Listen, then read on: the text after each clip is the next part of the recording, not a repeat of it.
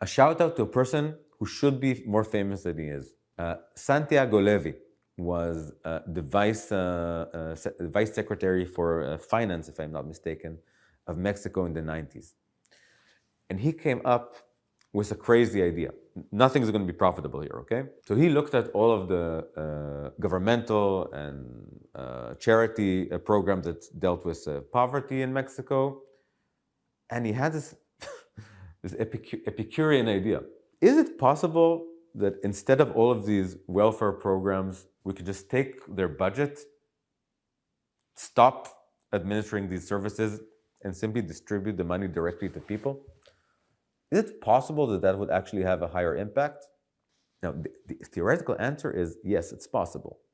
And that's because of what's known as the S-shaped curve of the poverty trap.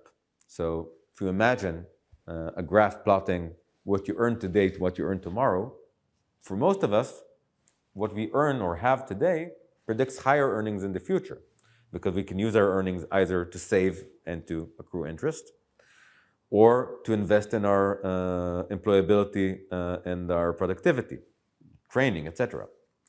But there is a point, if you go down in your income, where your income today predicts lower income in the future. That's a poverty trap, because your low income forces you to take bad debt, leads to disease, physical or mental, leads to family crisis, which perpetuates a cycle of poverty. So the idea is simple. If you take people living in duress and artificially raise their income above the poverty trap threshold to the point in which their income today predicts a higher income in the future, after a few years, they won't need it anymore because they will enter a virtuous cycle.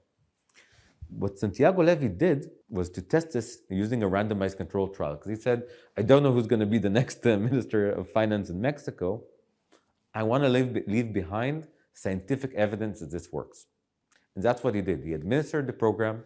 He tested it using, I think this was the world's first large-scale randomized controlled trial, a scientific examination of a social intervention modeled after the way you test drugs. Divide people randomly into groups, administer the solution to one and a placebo to another.